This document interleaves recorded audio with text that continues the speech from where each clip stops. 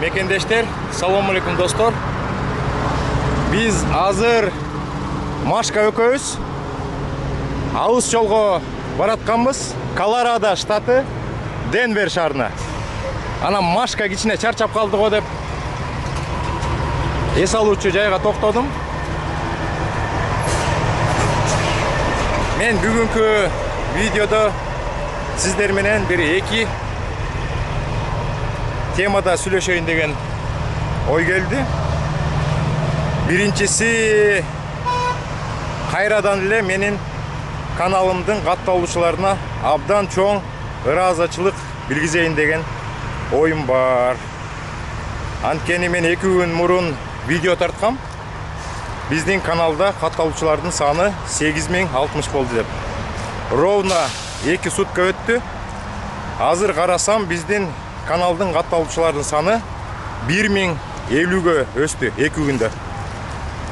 Общий катталуучулардын саны азыр биздин YouTube каналда 9110 болду. Ошол жаңыдан катталып жаткан биздин каналдын катталуучуларына, мурдатан бери биздин каналдын видеолорун көрүп, маалымат алып жаткан биздин каналдын катталуучуларына баарыңыздарга ыраазычылык билдирем. Аман болуңуздар. Менин тарткан видеолорум сиздерге аз да болсо жакшынакай маалымат алып келсе, мен чын жүрөгүмөн ыраазы болом. Биз азыр ошо дайыма көрсөткөндөй эс алуучу жайга келдик. Абдан сонун эс алуучу жай экен, өзүнчө эле токой экен. Мен көптөн бери айткандай, мына отундардын баары жатат чирип коюп. Башка өлкөлөрдө мындай отун жатпайт болчу достор. Буларга эч ким тийбейт. Карагылачы, сонун отундар экен.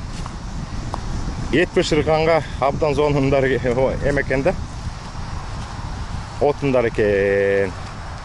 Азыр биз могул беседканын ичине барып отуралы дагы мен сиздерге экинчи айта турган сөзүм бар. Абдан кызык. Мен ушул видеону көргөндө абдан кубандым. Абдан сүйүндүм дегендей. Мен азыр сиздерге өзүмдүн телефонуман бир видеону көрсөтөм. Бул видеону казактын азамат жигити, блогер Жазулан деген жигит тартыптыр. Мен бул жигиттин каналына катталып, көптөн бери видеолорун байкап көрүп жүрөм. Абдан сонун тартат, оформлениясы дагы абдан сонун. Бул жигит бир трак айдаган казактын дагы бир азаматынан интервью алыптыр. Ал жигиттин аты Кайсар. Кайсар менен мен абдан жакшы таанышмын. Колорадо штатынан Денвер деген шаарга кирип, жүк апарып, тракстаптын ичине кирсем, бир жаш бала келип калды. Байке, кандайсыз деп. Казакча сүйлөдү. Анан мен жакшы деп экөөбүз тааныш болуп, ошол күндөн бери азыркы күнгө чейин жакшы мамиледе жүрөбүз, достор. Ал мени жүрүңүз байке деп сыйлап, кафеге алып кирип, андан кийин да кезигип жүрөбүз. Ал жигит биздин компанияда иштейт экен көрсөм. Мен билбептирмин. Кайсы компанияда иштейсиң десем, KG-Line дейт. Мен да KG-Line'да иштейм деп ошентип таанышып калганбыз. Анан кийин өзүнүн достору ачкан компанияга кетти. Мен KG-Line'да ошон бир 4 жыл болуп калды го дейм, иштеп жүрөм. Анан Жасуландын видеосунан ошо Кайсар деген жигитти көрүп, кызыгып калып, 3 сериялуу видео коюшуптур каналына. Азыр мен сиздерди ошол видео менен кичине тааныштырып коеюн. Мына бул жакта менин телефонум турат, достор. Азыр мен өзүмдүн каналыма кирейин. Анткени мен Жасуландын YouTube каналына катталгам, достор. Мына YouTube каналыма кирип атам. Мына бул жерде үстүнөн көрүп атабыз. Жасулан деп турат. Мына Жасуландын мына бул Кайсар деген жигитти тарткан мына биринчи видеосу. Америкадагы казак дальнобойщик дейт. Америкадагы казак дальнобойщик калай неден баштайбыз деген видео экен. Биринчи сериясы. Бул экинчи сериясы. Мына бул жакта Кайсар отурат, бул жакта Жас Улан отурат. Бул экинчи сериясы экен. Бул дагы Америкадагы казак дальнобойщик деп турат. Анан 3-чү сериясында мен абдан кызыгып көрдүм бүгүн шашпай. Америкадагы трак драйвердин табысы дейт. Тапкан акчасы деген сөз болуш керек. Анан азыр мен сиздерге көрсөтөйүн, мына үстүндө жазылып турат. Мына $15,000 $20,000 деп турат. Мага ошол абдан кызык болду. Ана мен бул видеону аягына чейин көрүп чыктым. Бул негизинен алганда, достор, Кайсар деген жигит абдан ушундай тыккан, чындыкты айткан, бетке айткан казактын азамат жигити. Жас Улан дагы абдан жакшы жигит экен. Мен дагы ошо Кайсарга чалып телефонун алдым Жас Уландын. Жакында мен Жас Уланга чалып айтам, бир жерден кезигели, бир видео совместно казак кыргыз боордош элбиз, бир видео тарталы. Казак элине дагы пайдасын алып келсин, кыргыз элине да пайдасын алып келсин. Экөөбүз биригип бир видео тарталы деген оюм бар. Телефону бар, мен де жакында чалам. Мен ушул видеонун ссылкасын менин видеомдун астына коем. Сиздерден сураныч, менин мекендештерим. Мен сиздерге айтчу сөздү айттым. Драйверлердин таба турган акчасын. Эми казак туугандардын айтканын угалы. Бул Кайсар деген бала калп айтпайт. Өзү опытный трак драйвер. Экөөбүз кабинада да сүйлөшүп отурганбыз, кафелерде сүйлөшүп отурганбыз, азыркыга чейин сүйлөшөбүз. Анан бул Жас Улан Кайсардан сурап атат. Баарын сурады. Простой трак драйвер болгондо канча табасың деп баарын айтып берди. Арендага алганда канча табасың десе, анын баарын айтып берди. Анан бул сен азыр эмнесиң десе, овнермин дейт. Овнер деген трак өзүңдүкү, сатып алгансың. Меники трейлер өзүмдүкү, бирок Кайсар трейлерди рентке алат экен $300 жумасына. Ошондо $1,200 бир айда төлөп берет экен рентке. Мен сатып алгам, мен эчтеке төлөбөйм. $80 айына иншуранс төлөп коем. Анан Жас Уландан сурап атат. Бир айда тапкан акчаң канча, пайдаң канча деп. Жас Улан сурап атат Кайсардан. Кайсар айтып атат. Менин бир айда тапкан гроссум общий $30,000 чыгат, $40,000 чыгат, $30,000 чыгат. Анан ошолордон расходтордун баарын алып салгандан кийин солярканы алып салабыз дейт. Жумасына бир 2,5 куям дейт. Мен дагы жумасына бир 2,5 миңге солярка куям. Ошону алып салабыз. Ифта деген дизелдин налогу бар. Аны да алып салабыз дейт. Анча-мынча трак бузулат дейт. Ага запчастька кетет дейт. Ошол расходтун бүт баарын алгандан кийин, достор, Кайсар айтат. Менин таза тапкан акчам бир айда $15,000 $20,000 чейин табам дейт. Ошондо общий санасак, Кайсар бир жылда 200,000 тегерегинде накта пайда көрөт экен. 200,000 өйдө болуп калышы мүмкүн. 200,000 аз-маз ылдый болуп калышы мүмкүн. Анан жылдын аягында Кайсар дагы налог төлөйт экен. Налогу эми өткөндө айткам мен. Ар бир трак драйвердин өзү тапкан, көптөн бери катташып жүргөн бухгалтер болот. Ошол бухгалтерге баардык бир жылда тапкан доходтордун баарын, расходторун апарып бергенден кийин ал өзүнүн ишин билет, баарын жасап туруп АРСке жиберет. Анан АРСке определенный акча төлөйт. Мен билбейм Кайсар канча төлөйт. А может жылына 5,000 төлөйт, а может 10,000 төлөйт, а может 12,000, а может 8,000 төлөйт. Ал ар бир адамдын өзүнүн баягы эч кимге деле айтпай деле койсо болот, ал отчет бербей деле койсо болот. Ал адамдын өзүнүн мамлекетке берген отчету болуп эсептелинет. Достор, ушундай абдан жакшы болду. Мен да сүйүнүп атам. Мен жаңгыз эмес. Менин казак боордош азамат жигиттерим казак элине, карапайым элине информация берип, ушу казак элинин азаматтары келип Америкага иштеп буттарына туруп өзүнүн мамлекетин көтөрсүн деп атат. Менин дагы оюм ушундай. Биздин карапайым айылда жашаган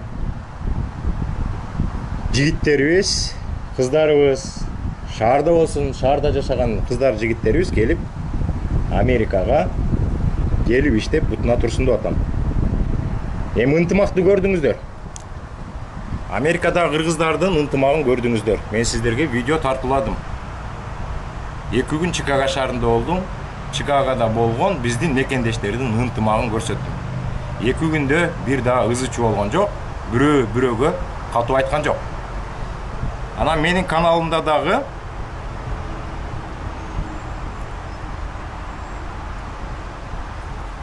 так, азыр оюм 2ге бөлүнүп кетти. Эмнени айтайын деп аттым эле? Көп суроолор келип жатат. Менде азыр бош убакыт азайгандан азайып бартат. Күнүгө YouTube каналдан 500-600 суроолорго жооп берип атам. Бирөөсүн да калтырбай. Баарыңыздар берген суроого жооп жазып атам. Ошондо көптөгөн суроолор келип атат. Анан бир видеомо бир мекендешим жазыптыр. Мен Американын бир районун көрсөткөм, үйлөрүн көрсөткөм. Эмнеге тынч дейт? Эмнеге эл жок дейт? Эмнеге забор жок дейт? Абдан таң калдым дейт. Мен да башында Америкага келгенде таң калгам. Бул жакта тынчтыкты жакшы көрөт. Ушундай райондорго барсаңар, кишилерди аз көрөсүңөр. Анан тамашалап жазыптыр, кызуу киши жокпу деп. Мен Америкада турганыма 8 жыл болуп 9-жылга кетти. Бир да жолу Америкадан бир кызуу кетип бараткан адамды көргөн жокмун. Эми болуп калат, жанагы бомж деп коюшабы? Үй жоктор, homeless деп коюшат, үй жок немелер палаткада метип, жерге жатып, ошентип калышат. А так алардын арасында дагы мен көргөн жокмун кызуу кишини.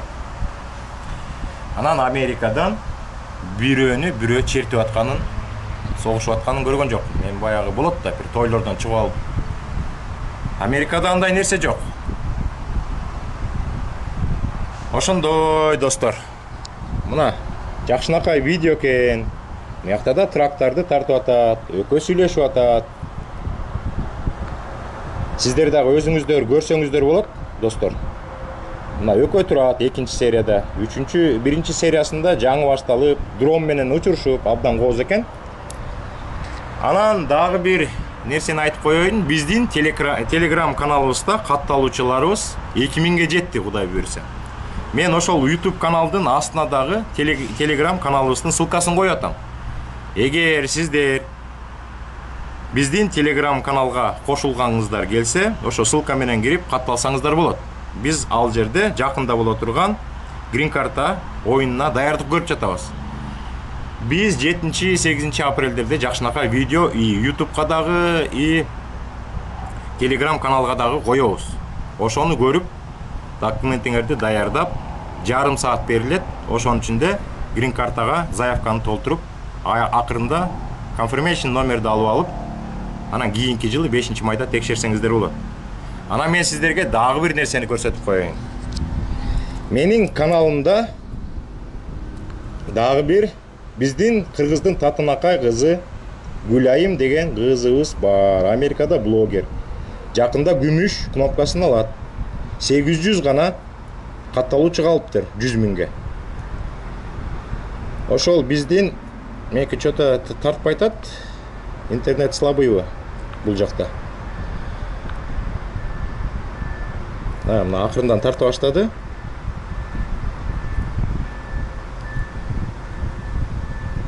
Жакшы тартпай атат, достор. Мен ошону сиздерге көрсөтүп коеюн деген ой бар болчу. Мына мыякты басабыз. Мына Гүлайым деген биздин татынакай карындашыбыз бар. Мына Америкада Чикагодагы болгон открытияны тартыптыр, Чикагода болгон оюнду тартыптыр. Азыр биз Гүлайымдын каналына кирип, бир видеону сиздерге көрсөтүп коеюн. Green Card'га катышам деген мекендештериме, досторума. Гүлайымдын видеолору абдан көп. шындыкты айткан эр жүрөк биздин карындашыбыз. Ана могул жерде мен бир видеосун таптым. Интернет бул жакта кичине слабый экен, мен түшүнбөй атам. Биринчи жолу ушундай абалга келип атам. Мына бул жерде көрдүңүздөр. Green карта 2022 деп турат. Кантип анкета толтуруу керек деп. Мен ушул видеону Telegram каналга да койдум. Биз дагы чыгарабыз жакында. Ушул видеону көрсөңүздөр, абдан пайдалуу видео экен. Азыр мен бул реклама бүтсүн. Мына 57 000 катталуучусу көрүптүр 10 айдын ичинде. Бул абдан пайдалуу видео экен. Мен ушул видеонун ссылкасын ушул видеонун астына коем. Сиздер дагы шашпай кирип, салам достор. Гүлайым каналына катталып, Гүлайымдын поддержка берип мекендештер. Мына 800 биз катталуучу мекендешибиз кошулса, күмүш кнопкасын алат экен. Гүлайым айым. Анан абдан керектүү, пайдалуу видео тартыптыр, достор. Акырында айтып кетчү нерсе, мен бүгүн YouTube'дан бир кат алдым. YouTube мага бир кат жибериптир. Сенин каналыңдын көрүүчүлөрү бир күндө 21 000ге чейин көрүп атат. Куттуктайбыз дегенде кат жибериптир. Ошону дагы мен ошо видеонун акырына коюп коем. Ошо биздин мекендештер катталып, лайктарды басып, өзүнүн комментарийларын жазган үчүн YouTube ошону көрүп, биздин видеолорду асты жакка чыгарып туруп, ана ошондой письмо жиберип атат. Ошондой достор. Мен дагы жарым саат убакытым бар болчу, ошо жарым саатты сиздерге арнап ушундай бир жаңылык айтып коеюн дедим. Кудай буйрса жазууланга мен кезиккенге аракет кылам. Казак, кыргыз бир тууган деп бир жакшынакай видео чыгаранга аракет кылабыз, достор. Анан Жасуландын, Гүлайымдын видеолорун, 2 видеону ошол менин видеомдун астына ссылкасын коем. Ошол биздин мекендешке Казактын Азамат жигитинин каналына катталып коюңуздарды суранам. Абдан кызык каналы бар ошо Казак жигиттин. Гүлайымдын каналында дагы биздин мекендештерге жакшынакай маалымат берген жакшы видеолору бар. Мен Алла Таалага абдан чоң ыраазымын. Анткени мен айткан сөздөр калп экенин, эмес экенин далилдеген Казак жигитинин дагы бир татынакай видеосу чыкты. Кайсар деген жигит айтты, менин сөздөрүмдү далилдеп. Трак драйвер, оунер бир айдын пайдасы 15 000ден 20 000 долларга чейин деп, достор. Мен абдан ыраазымын казак досторго, баарыңыздарга чоң салам. Мына ушундай шамал, салкын, абдан сонун жерде жүрөм, Токойду аралап. Бул жакта болсо кол жууган жери, дааратканасы бар. Беседкаларга тамак ичсе болот, мусорный бактар турат, бардыгы таза. Плюстар дейт. Мыякта дагы бир нерсесин коюп коюптур. Көп тракстаптарга кирсе ушундай United States of America дейт. Мына кенен экен, территориясы кенен, трактор эс алып атат, машиналар бул капталды эс алышат экен. Эң сонун, достор, эң сонун Америкада бөлбөйт адамдарды, сен кыргызсың, сен казаксың, сен оруссуң, сен американецсиң деп баарыбыз жайдары бирдей ситуацияда кенен жүрөбүз. Ушинтип каалаган жерге барып эс алабыз, каалаган жерден токтойбуз, каалаган кафелерге барып тамак ичебиз, каалаган жерге саякатка чыгып кетебиз. Баардыгы күлүп, жайнап, тозуп алып жакшынакай мамилесин көрсөтүп турат, достор. Азыр мен сиздерге тракстаптын ичин бир сыйра көрсөтүп коеюн, ой, рестериянын эс алуучу жайдын. Мына зымкыйган боюнча мыякта мен деп турат, мыякта women деп турат. Полицейскилерди чакыра турган кнопка турат. Өзүңөрдүн өмүрүңөргө коркунуч келсе, ушул кнопканы басып ийсеңиздер, полицейскилер жетип келет, достор. Мына суу ичкен аппарат бар. Мына муну бассаңыздар, мыяктан суу чыгат. Мыякта пуш деп. Мыяктан мен да суу ичип алайын.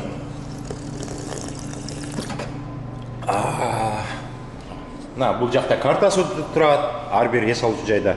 Биз мына Иллинойс штатынын ушул жеринде турабыз. Мыякта Сант-Луис шаары. Мен Сант-Луис шаарын сиздерге тартып көрсөткөм, видео кылгам. Биз азыр Сант-Луистен чыгып туруп Мизури деген штатка киребиз, андан кийин Канзаска киребиз, андан кийин Колорадога кирип кетебиз, достор. Ушундай мыякта баягы мен көрсөткөндөй эле аппараттар, суу ичсең, ичкиң келсе мыяктан аласың, шоколад жейин келсе мыяктан аласың, мыяктан акчаңды саласың, мыяктан котурларды чыгарып алып, мыякка салып, кайра мыякта мороженое саткан неме экен, мыякта суу, мыякта кайрадан шоколад, мыякта картасы. Ошондой, достор. Бул жакта дагы полду сүрүп кеткенден кийин ушундай атайын табличка коюп коюп. Кайгыланып кетпеңиздер, достор деп. Мен айта турганым ошо болчу. Бул жакта дагы кнопка болуш керек. Кнопканы басып койсоңуздар, өзү эшик ачылат. Буягы ден соолугу чектелген жарандарга ылайыкталган пресс to operate door деп жазып коюптур. Ошондой, достор, экинчи жагынан чыгып калдык. Мына бул жакта жеңил машиналар турат. Американын желеги ар дайым желбирейт. Иттер менен жүрүшөт. Гулять этип. Кана камерабыз иштеп атабы? Иштеп атат, достор. Кээ бирде мен камераны көрбөй калып эле сүйлөй берем. Анан камера өчүп калса, анан кээ бир видеолорум жазылбай калат. Кээ бирде толук болбой калат. Ошон үчүн, достор, баары жакшы. Green Card'ы ойнойбуз. Green Card'а бүткөндөн кийин биздин канал, Telegram каналдан дагы улантабыз. Мекендештерге жакшынакай маалымат бергенди. Башка визалар жөнүндө сүйлөшөбүз. Биздин канал только законду сыйлаган канал. Закон, закон, закон. Америкада закон менен жашаган жарандар жакшынакай турмуш менен жашашат. Законду бускан кишилерди мамлекет катуу жазалап коет. Криминал болуп калса, силердин Green Card'ыңар барбы? Карабайт, депорт кылып салат. Ошон үчүн бул жакта законду сыйлап, бирөөгө жаманчылык каалабай, бирөөгө кол көтөрбөй, бирөөнү кол менен кезебей, жакшы жүрсөңүздөр, Кудай буйруса келесиздер. Мен баарыңыздарды күтөм. Биз Telegram каналда, YouTube каналда жакшынакай дос тууган болуп калдык. Мен азыр мага келген комменттерди карасам, жүрөгүм жылыйт. Ошо сиздердин берген комменттер менин жүрөгүмдү жылытып, ушундай видеолорду тартканга күч кубат берип атат, достор.